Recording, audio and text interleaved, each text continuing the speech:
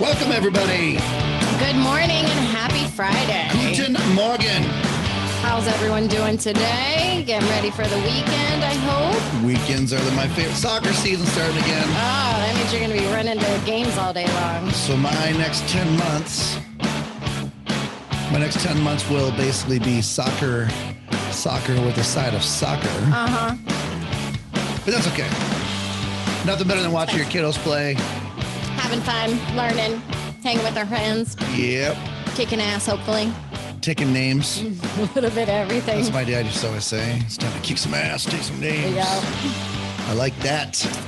And that's what we're here to teach you how to do. We're here teaching you how to kick some ass, take some names in business. Good segue. I don't we'll play take around. That. This is not my first rodeo. I think it's number 27 or something like that. I think we might even be at like 12 or 13, but hey, we're doing it. Welcome to Motivate You, ladies and gentlemen. Great to be with you. This is another episode of our podcast to help you take your business to the next level. The next level. We need like some sort of sweet echo. Like an echo. We can just level. Can we do it ourselves, or that sounds pretty cheesy? So it's funny. You're probably familiar with Wayne Acres Ford. Yes, of course. That's it's down south. That's down your area. That's the L Dub. Oh yeah. It's a Lake Worth. Yeah. It's right on Lake Worth Road in Congress, I do believe. So I just made the move. We made a move from one house to the next. And with our new move, one thing we did is we decided to change it because we have better internet. Oh, what you needed. Which I had terrible internet at the last house. But the new house, what are you, 80? Goodness gracious. But the new house, we have better internet. So we've been streaming. We stopped with DirecTV. We kind of cut the cords, not on purpose. So I've just been lazy to call them. Yeah. But now I don't know if I want it. But on Pluto TV or the free TV, they always have these, they're commercials, locally commercials. Yesterday, I was watching a television show. There were 7 Wayne Acres commercials in a row. The same exact commercial. Wayne Acres has lots of used cars. 7 in a row? In a row. Yeah, I think they needed to find some other sponsors to fill in those spots. They most started thinking maybe there was an option for us. Hey, you never know. There could be some people out there that are looking for your help out there, Mr. and Mrs. Advisor. Listen right now. Maybe you should be looking at Pluto. Yeah. I know Hulu is actually doing some stuff right now where they're doing a beta test for people who want to advertise on Hulu. Yeah. Well, shows. And that's a really good idea. If you're a local financial advisor, people are on these things, they're moving more towards the streaming. And I would imagine if it's local, maybe it's a little more cost effective than doing something nationally for your commercial. Yeah. We used to do the deal with Comcast cable. Yeah. And what was nice about that was you could fine tune where you wanted your marketing and advertising to go. Your radius, your zip codes, what channels specific you're doing, areas, channels. You could buy the extra commercials, so they were relatively inexpensive. Mm-hmm. So there's some different cool things out there, but I just thought it was interesting to think about whenever you're sitting around as an entrepreneur. It's probably really important to be thinking about how do you get your message out there? Yeah. Or if you're sitting somewhere and you notice that someone's advertising catches your eye, what did they do to, catch that eye? Where is it? Learn from those things. Yeah, most definitely. Yeah. I mean, if they're selling you something, that means it's working. Well, that's like the billboards that are kind of blank and they're selling it. It'll say, saw you looking, place your ad here.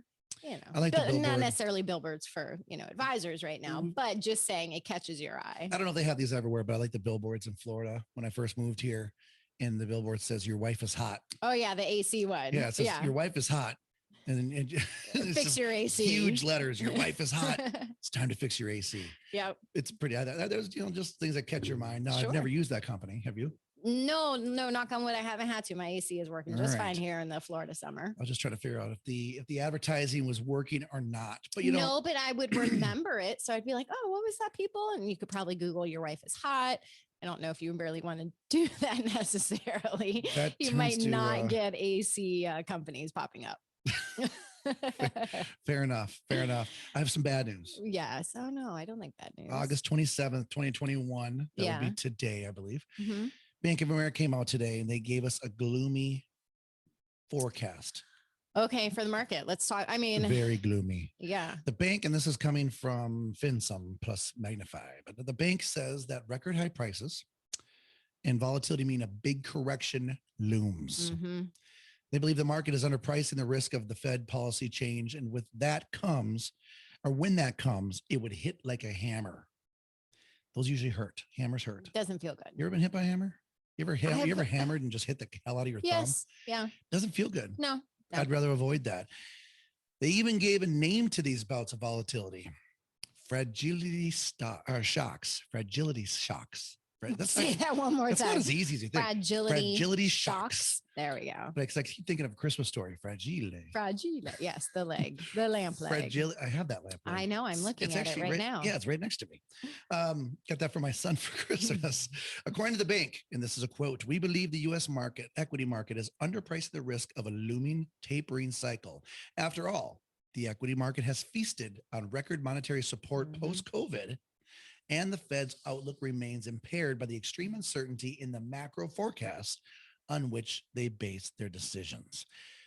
So this is a big deal, right? It is. And it's not something that anyone should be shocked to hear. No, it shouldn't be, but this is what your clients are now reading, right? So this is what's out there. So when we talk about, I talked about the commercials from Wayne Akers. I talked about media is everywhere right now. So if this is popping up on my email, more than likely there's a pretty good chance it's popping up on some of your clients' emails. If you take what we're seeing with Afghanistan right now, that's popping up everywhere. It's an absolute horrific situation over there. It's just, I don't even know what to say about it. It's the saddest thing I've seen.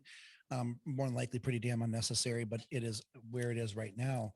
And with that uncertainty can create, significant issues and pressures on the markets that are not necessarily always fundamentally based. No, it can just be off of emotion and a little bit of chaos that's going on. People, they change, whether it's they're changing their spending habits, how they're looking at their portfolios, how are they looking at their retirement? We all know current events definitely affect the market. Well, so you take this is one piece of the recipe that I wanted to kind of discuss today. And then you take the fact that we still have the COVID issue going on. Obviously, certain states are handling this differently than other states. And so we are starting to see the dreaded shutdowns to a certain extent. I mean, in Oregon, they just passed a law that you have to wear your mask outside. Really? Yeah. So I'm not skiing in Oregon. Even if you're just walking around by yourself, if you're in wear Oregon, your mask outside. It's like skydiving with a mask on. Sounds interesting. Yeah, there's some weird stuff going on. But the point is, we're not out of the woods with this whole thing. And so more than likely, we're gonna have to still continue to pivot within our businesses. And I think it's important that we discuss, when you're looking at digital, there's three main things. When you look at digital marketing, there's three main things that people worry about. And you come across this all the time talking to advisors. So do I. They're going to look at you and say, "Cassie, I can't go online. It's hard." Yeah. And when we talk about going online, it's not just within your marketing, it's transitioning to, having your clients go online, having prospects meet you for appointments. How do you close business? Even, working with the carriers, how do we do some of these things virtual? And I agree, it's not going away. Even outside of COVID, everyone has gotten really used to, you said yesterday that you have a client who's 90 years old, who would rather do 92, who would rather do a Zoom or a webinar meeting than come in the office. So this is something that is here to stay. Yeah. And so it's well, you just took my third one. It's not going to last forever and you can't wait it out. That is the third one. Yes. Now you skipped the second one. You are just all over the place today. I totally incorporated. My clients won't go digital. Three things people are concerned about is going online is hard. Number two would be they don't want to go digital, like you mentioned. And three, this is one that people fought us for a long time. It's not going to last forever. I'm going to wait out this COVID deal. Well, now here we are in a situation where one of the largest institutions in the world is saying that they're concerned about a market correction. So we're concerned about this, and we're starting to see potential more lockdowns again. Right. And so we're really technically in round two, if not round three, for certain folks of going digital. So what I think it's important to understand is we're going to see more variants, right? I mean, I'm not a doctor, but we don't keep up with nature. We've never been great with the flu shot. I mean, my doctor point blank told me we're wrong 70% of the time with the flu shot. Yeah, because they're basing it off last year's flu, and they don't necessarily, know what's coming this year. Yeah, my whole point to that is this is probably not going away anytime soon. Agreed. And so we need to make sure that you're prepared to go out there and help your clients the best way. And I think even if I'm wrong, right? Let's just say we're even wrong. Does it hurt to have another arrow in the quiver? No, absolutely not. No, not even a chance. And I'm telling you right now, since COVID, some of the best things that have happened for us is that we've gone digital in a lot of different ways. We've been able to develop a lot more client relationships that we didn't have before, that we probably wouldn't have really, developed because they weren't comfortable coming in. Right. So, I think what we should look at is let's talk to people a little bit about best practices. Why communication is such an important thing. I think that's another big one. The third would probably be one of the sticky wickets, especially when things slow down, is how to manage that marketing budget. Yeah. And not to be lowering it. How do you kind of transition to something else that you're still acquiring new prospects and clients? You're still marketing, and Yep. it's just going to have to be in a different way. And that all comes from having the business plan, right? I mean, you can have the virtual business plan, you can have the in-office business plan, but the reality is those all need to be incorporated into one gigantic company business plan. So you understand that, as well as you kind of mentioned this earlier, the sales process, totally different process, right? Yeah, which is a big thing we've run into, not only with our current advisors, but just talking to advisors, nationally, is they may have had an awesome sales and appointment process when they're client facing, whether it's in their office or you're meeting them somewhere else, whatever the case may be. And they're saying, Cassie, I'm having a really, really hard time closing virtually. And I think in our business, the main reason for that is we have to establish trust and credibility. And it makes it a little bit harder to do that when you're not one-on-one, when you're not face-to-face. However, it is 100% achievable. We've seen a ton of people do it. So it's just a matter of learning these little, I don't want to say tricks, but these little practices or improvements that you can implement when you're doing these meetings. And I think it's touch points, right? I think when you, when you're sitting down with someone face to face, you can have a cup of coffee with them. You can read body language. You can look them in the eyes. You can feel like we're talking right now and you're nodding. I can feel that body language that you're like, yes, I'm agreeing with what you're saying. Right. Those are things that are lost oftentimes when you're on a computer or you're talking just on the phone. It's also hard for people to visualize what you are trying to talk to them about, because we do financial planning every day. Every day I'm talking to people about pretty specific, complex strategies that we do our best to make them simple. So one thing that technology has done, though, and this is where you shouldn't shy away from it, it's made this transition a lot easier. Oh yeah. With the proper technology, you can do pretty amazing things. I mean, I'm sitting in a room right now. We've got our own green screen. We've got our own teleprompters. We've got our own lights and everything in the studio. And it's not like we went out and broke the bank, but we can do pretty amazing things and communicate with our clients because of technology. It's not only easy, it's been actually pretty cost effective. Yeah, it is. And I mean, there's so many different softwares that you can do. So, we're sitting on Zoom right now, and then we're sending it out through the podcast. There's Loom, there's video, there's Teams, there's Google, there's so many different things. And a lot of them, like you said, they're cost effective or they're cheap, and you have them at your fingertips. So it's just a matter of picking the right one that works for you, being able to communicate that with your clients, and it can be very, very accessible for everybody. And don't hold back on how powerful it actually can be. Right. So we're going back to what Bank of America said. Now, this is just one situation. I just wanted to kind of give everyone an idea of how we look at things when we sit back and say, okay, Bank of America's, shooting one across the bow saying, hey, this is the warning, right? There's something that could potentially be coming. We look at the tensions in the Middle East. There's something that can definitely change this type of scenario. It is extremely powerful and prudent for you to communicate with your clients right now. Because if you're not, someone else is. They are bombarded by messaging, bombarded by media. And if you're not one of the people that's helping guide them, take them to where they want to go or they feel comfortable, you're more than likely going to miss something really important for them, in my opinion. Yeah. Well, and I think, that's what a great thing to use video is for. Like you said, video's huge. They're out there, they're listening to the news. So if you, as their trusted financial advisor, is in front of them right away and you're communicating a message like, listen, I understand what's going on with this. This is what we're doing to make sure you're financially secure. Give me a call if you have questions. We're going to adjust your portfolio this certain way, but just let them know that you're paying attention and you're communicating with them. I think that's the biggest thing. A lot of times people, they might not even necessarily call and want to set an appointment, as long as you're the one who is first and foremost communicating, saying, listen, I know you might be concerned about this. This is what we're doing to solve or help. They just want to know that you're in their corner. Exactly. But when you look at this, there's some really important things that you need to be looking at right now, in my opinion, to really help provide the best to your clients, but also protect your company. One is I want you to be able to learn how to adapt to market demand, right? I want you to learn how to reduce the labor costs, if at all possible, because sometimes things can get tight, right? Not necessarily getting rid of people, but just reducing the overall costs and finding ways to become more efficient. By optimizing that workforce, which would be number 3, And then number 4 is increase marketing on your ROI. Now, what's your on your ROI and your marketing? What you will not hear from me is let's lower your marketing budget. Mm-mm. Okay. Because even during COVID, during some of the worst times in our country's history, the larger companies never stopped marketing. Right. If they don't stop marketing, but you do, what chance in heck do you have that you're going to be seen by any of these people? Mm-hmm. Well, and we talk about the wave marketing and the momentum as well.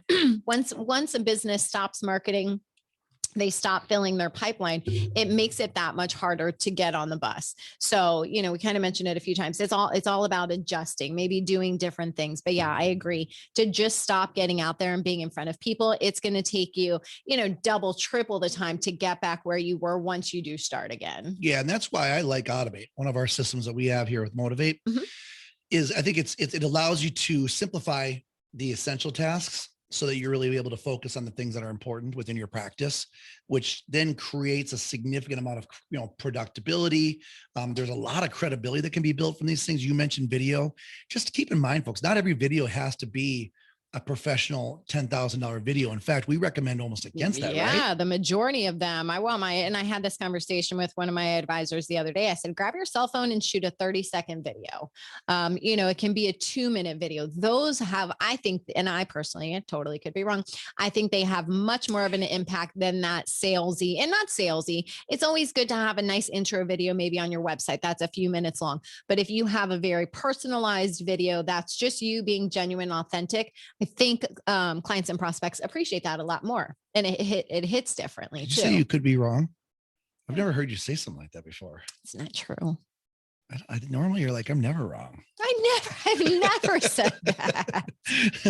You thought it. I could see it in your eyes. I've never said that. But you brought up a really cool point. To learn about the advisor. So one thing that's different about our business, everyone that's listening, and you and I have talked about this so many times, is our price point's different. Yes. Right. So the amount of commitment or trust that comes along with it is very difficult to build in a digital world. Mm-hmm. One of my favorite people, he was on one of our calls or one of our podcasts a few weeks ago when you were out sick. One thing that he has done very well is he's used video to help build and solidify some of those relationships that have happened digitally, because he's probably one of the most genuine people I've ever met in my entire life, but you'll never learn that from an email. Right. Right. You have to see him and just who he is and in his real elements. You got to see what he does, and you got to meet him, and you have to meet his wife, and you have to understand, like, they are two of the coolest people and the most down to earth and real people you'll ever meet. They're not there to sell. Mm-hmm. They want to help. And you're not going to get that from an email, because email always, like, words sound cheap, right? But seeing someone talk and understanding their what's the word I'm looking for? Character. Yeah. Their character, what makes them a specific individual. That's really, really powerful stuff. We've seen that with Troy. Yeah. Another one of our advisors that's just a really cool, humble dude that is very down to earth. You'll never get that on a phone call, in my opinion. You'll never get that all the way through an email. So those are really important things. Agreed. Well, thank you for that. And hey, so by the way, you had kind of mentioned Automate. So I just want to clarify what that is when we're talking about it. So that is a proprietary CRM that we've created for financial advisors. It was for financial advisors by financial advisors. Exactly. It was based on a real working financial office. And so it's kind of everything. So if you guys are using a CRM, so let's say you have Redtail or Wealthbox, then you're trying to do email blasts and you've got Constant Contact and MailChimp, you're doing landing pages with ClickFunnels. The great thing about this is that it puts all of these things together for our advisor. So when we talk about it, it's so important to us and our advisors that we use it, because it's all of their marketing that they need to do, but then it's actually, the hub of their practice as well. So workflows, tasks, CRM, notes, all that good stuff. So really it's an awesome software because it was able to blend all of these things together. I think I need to make a sound bite for hubba hubba. Hubba hubba. So it's the hub. Hubba hubba. Nothing? No.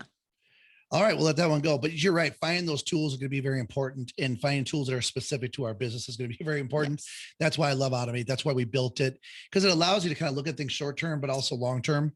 And there's very few things that are as powerful as a well-written drip campaign where you're touching base with your clients on a consistent basis. Right. It's one of the most powerful things you can be doing. Plus, it's one of the most cost-effective ways to stay in front of your clients, right? Oh yeah, most definitely. So And time saving when we talk about, optimizing your workforce. Phone calls are always good, but it can't be the only thing. You have to be communicating with them in different ways. so we have a shift coming up then.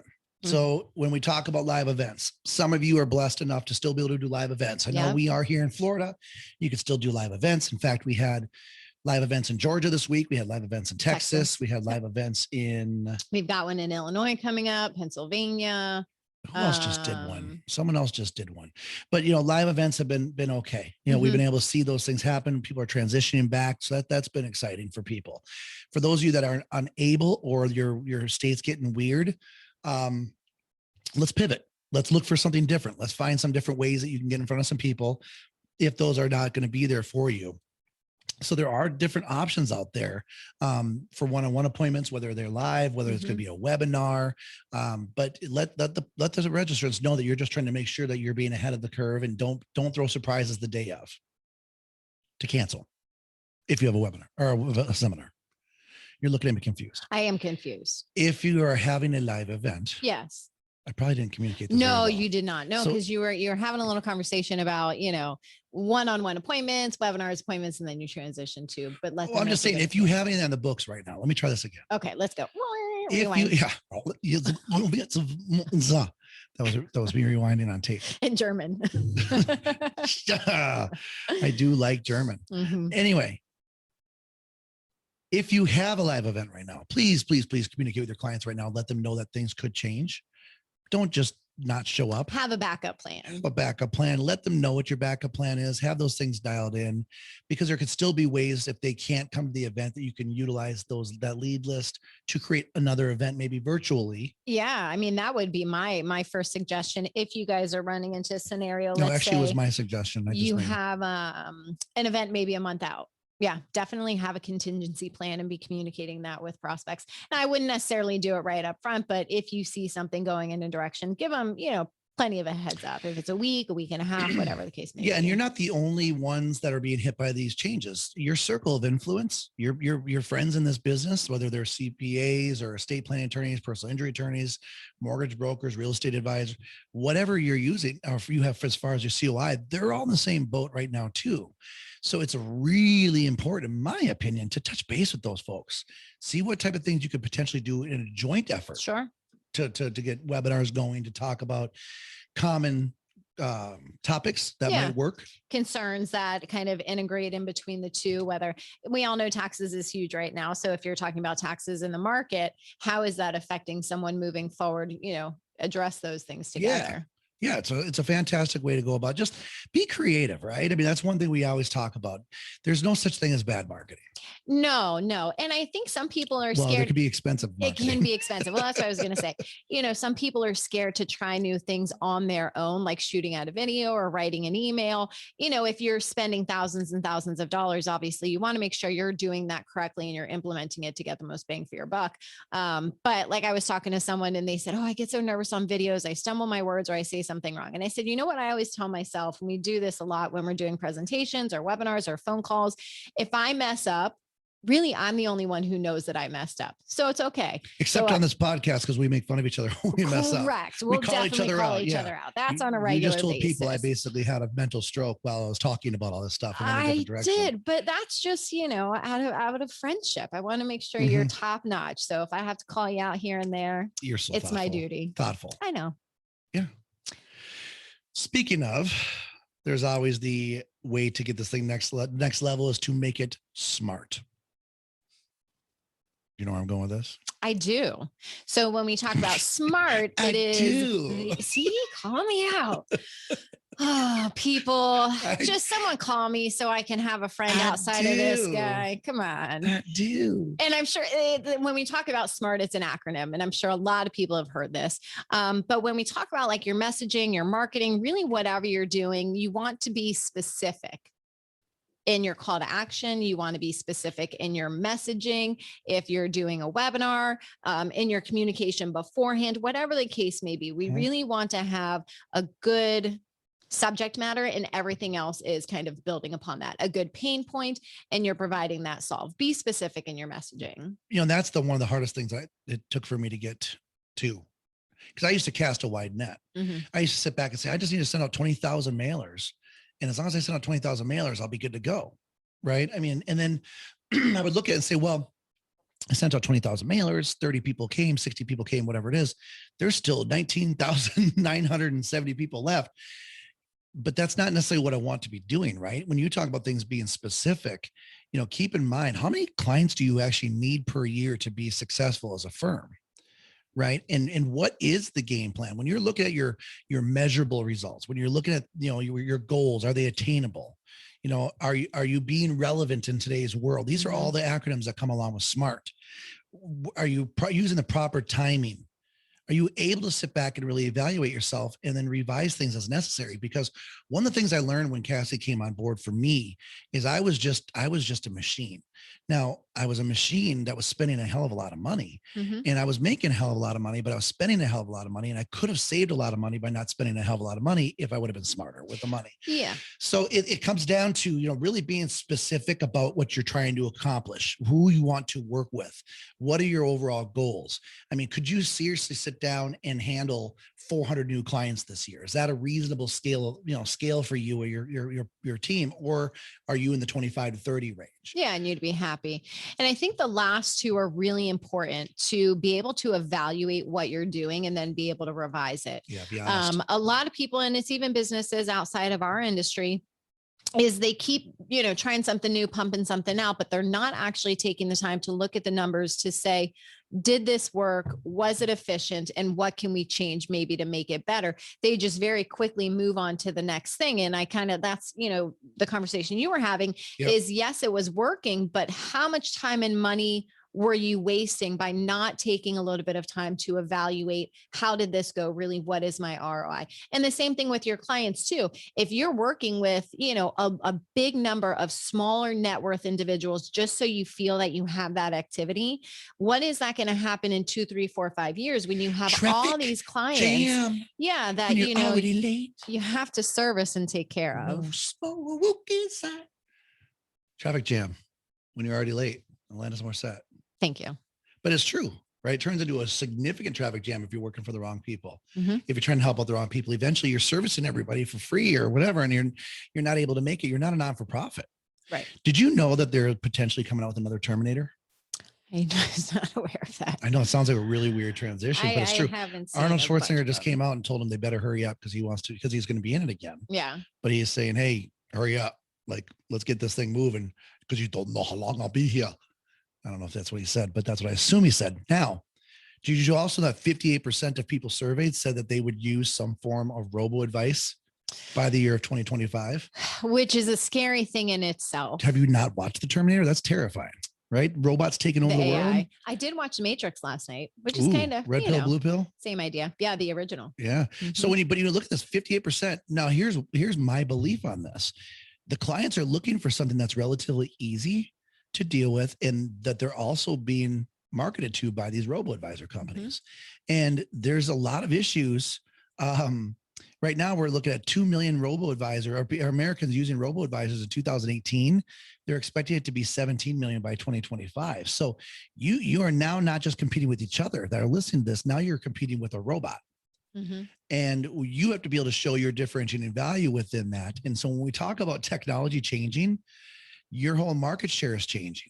Now, people will tell me all the time, and I know they tell you this too, my clients, the type of demographic I'm working with, maybe it's let's use the baby boomers, for example, they're not using social media. We've heard this from people over and over and over. That's just false, right? Yeah, it is. Or just that they're not comfortable with technology. They're not online. They don't understand how to do these things. They don't email. Yeah, that is a big fallacy. It's not true at all. So when we look at it, like the number of baby boomers, 7 in 10 adults use Facebook. That's a lot. And they're on Instagram too, and they're on TikTok as well. And they're doing YouTube, the gram. Yeah. But then you have to imagine, if you're marketing to an individual and they're 65 plus and they're active on Facebook, if they're sharing and you're communicating with them, they have a whole bunch of friends that I think it's like see 155 that too. friends on average. It is, right? yeah, on average. And we know if you guys are on on the SEC side, they just changed their guidelines for marketing for social media, which is awesome. And we've talked about it before. So if you guys weren't Check aware, with your compliance company. check with your compliance company always. But they did make changes in social media where you can share posts, you can comment, you can actually really be interactive with these clients, which is huge. Check with your compliance company. Just putting it out there. Well, there are certain ways to do it correctly. But the thing too is 74% of Facebook users are on there every single day. So one thing that your job is to be is not inconsistent, is to be consistent. You got to be in front of people on a consistent basis, telling them what you can do to help them out. And not just like, I see a lot of advisors, and I've done it myself. So don't, I'm not ripping on everybody that I haven't done it myself, but where you share a Wall Street Journal article, or you'll share something from this person or this person. How about we write some of our own stuff, right? How about we get some of our own information out there, and getting that stuff out there so people can understand your philosophy and everything. If we're going to move to a digital world, we got to make it easy for people to communicate with us, learn who we are, and to deepen that relationship, which is a big deal, not just with prospects, but also with existing clients. Agreed? Yeah. And you said it earlier, and we kind of say it often. If you're not talking to your clients, I guarantee somebody else is. So that is kind of a staple in the business. Be aware of and do what you can to mitigate that. I agree. Yep. Nice work, Wes. Solid. So contact your clients, for God's sake. Get in touch with them. Let them know what's going on. Invite them to a meeting, whether that's virtually, whether that's going to be in person, whatever they're going to be comfortable with, and let them know that you're in business, that even though the world around us is changing, that you're going nowhere, and that you're still the trusted advisor that they can feel comfortable with, and reiterate the fact that what you've done for them, as long as this is true, right? Reiterate the fact that the plan that you've created is still good. Or if it's not and things need to be adjusted, have that conversation. They would love to have that conversation. Oh yeah. Adjust it now while you can, and show them that you're on top of it. You're on top of these things and you're paying attention. Most people, when they have someone specific, so whether it's, a doctor, a lawyer, a CPA, financial advisor, they just want to know that you are paying attention and you're looking out for them. So if you can just provide that confidence, and you can do it in quick, easy, efficient ways, it can make all the difference in someone's life. And I mean, really, hopefully that's what you're in this business for. So it's not just about managing their money, it's helping them with their life and their day to day and feeling good about it. That's absolutely true. And one of my friends, Dave LaRue, always says the three key components to a successful business, and this guy is wicked successful, is communication, and then communication. I thought you were going to throw location just to have Nope. I was I agree 100% did that for suspense. That's why I took a brick pause. No, but it's important. I mean, you've got to be in front of these people, because again, they're being bombarded. Not just your prospects. Not everyone's just fighting for your prospects. Your client is a prospect to me. Yeah. Right. Your client is my prospect. Right. So if you're not talking to them, my firm is going to be doing what we need to do. All these things that we're discussing right now, we're going to be doing that to put it out there. And I'm telling you right now, some of the advisors, we put a thing out on our Motivate Facebook group yesterday, and there is a direct correlation to the people who are doing stuff and their production versus the people who are not doing things and their production. And at that point, there's a certain amount of time that you have to sit back and say, okay, some of this stuff's up to us. We have to eventually bite the bullet and go for it. Whether you're communicating with them Facebook, whether you're doing it through LinkedIn, whether you're doing it through your website, there are several different ways you can do it to connect with people, engage with people, motivate people, pun fully intended, to feel good about working with you or to continue working with you. Yeah. Fair? Yeah. And I mean, some of the little stuff that you got that you can control yourself. So let's say, you guys have a great website. Have you updated recently? Have you gone on Google to see if you have your phone number correct, your address correct, a video? All of these things really make a difference. One of the huge things that I'm so glad the majority of our advisors have already had or have implemented, do you have a digital calendar?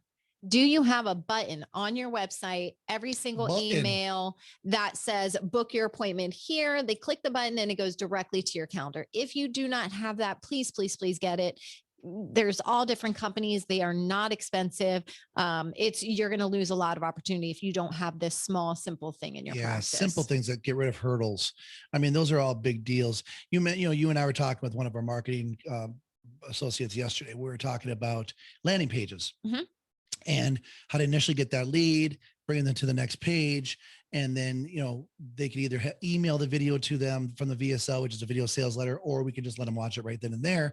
And we all agreed, and so did he, that it should be right there on that page, Right. because it's the path of least resistance. When people are online, and I learned this several years ago through trial and error and a lot of money. So I'm going to try to protect everybody listening right now.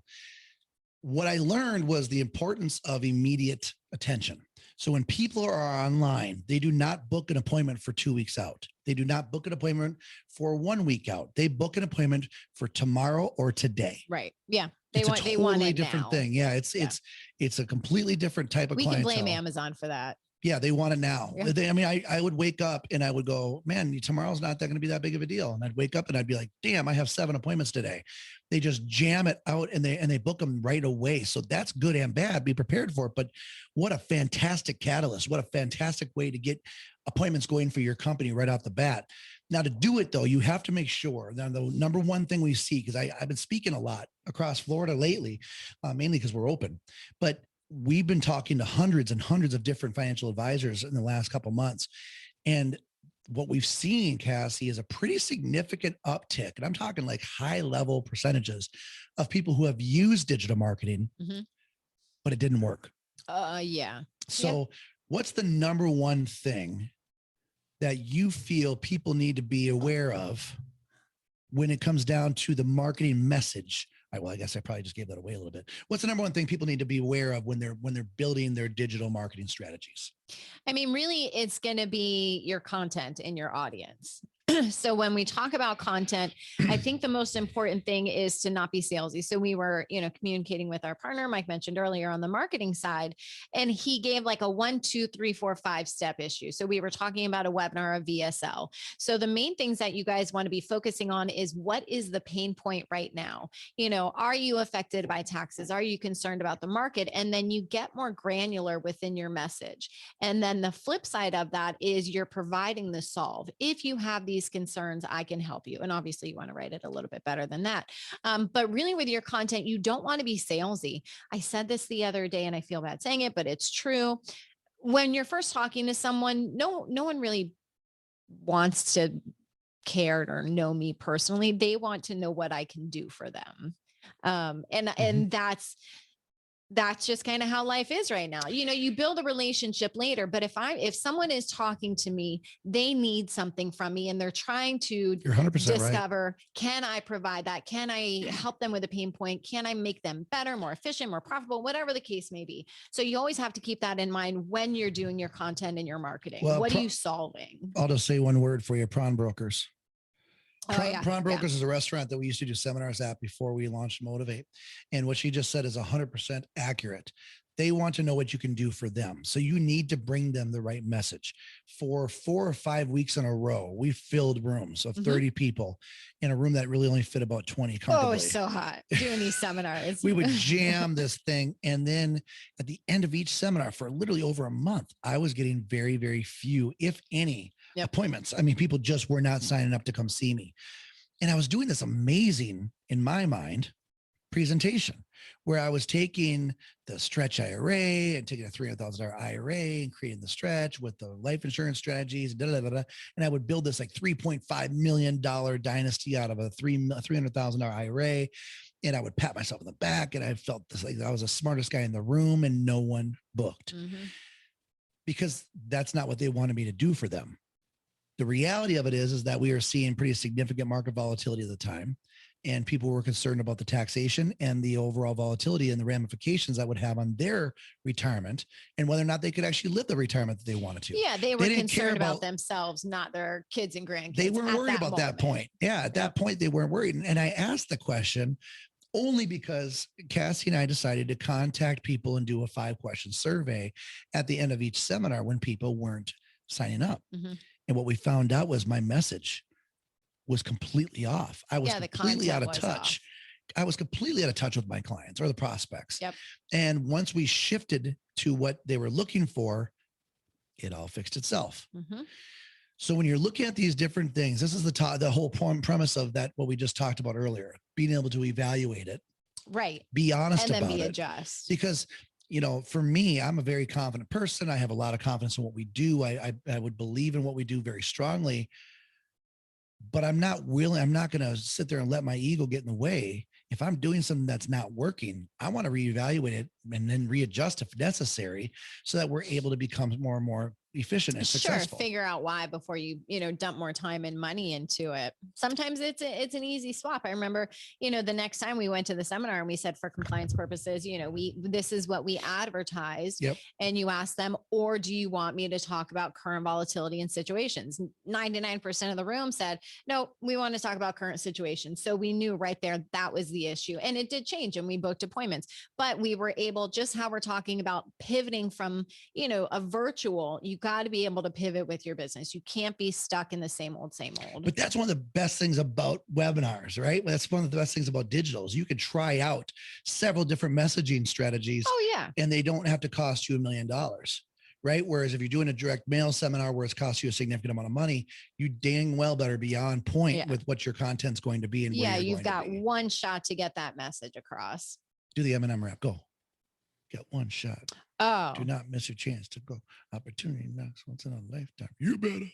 Thank you just for that. No, yeah, just you. I know what you're singing, but yeah, I'm not going to start flowing here on Friday. It's Flow Friday, Friday Flow Day. I don't know why you wouldn't flow on Friday.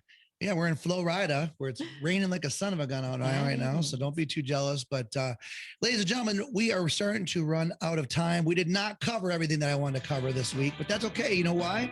We can get to it another We time. got next week, baby. We can do it next week, get it all dialed in. We'll adjust a little bit. Hey, we got to adjust and pivot, right? That's kind of the central message of today. I'm evaluating what we did today, and I feel that maybe you dominated too much of the conversation. Sure. And that's usually the case. Yeah, therefore... All right, guys, we hope you have a fabulous weekend. Again, if y'all ever need some help, if you want to chit chat, give us a shout, 877-766-8488. This is Motivated Advisors and Motivated Investments. I appreciate everyone listening. As always, keep sending us the feedback. We love hearing from you, love knowing what we can do to help you out. But this is the nitty gritty, as Cassie likes to say, about what's going on out there in these worlds and making sure that we can help you get in front of the right type of prospects the motivate way. So be safe out there. Thank you for everything that you're doing. www.motivatedadvisors.com, motivatedinvestments.com. For my friend Cassie, thank you so much. Thanks, guys. Have a great weekend. Take care.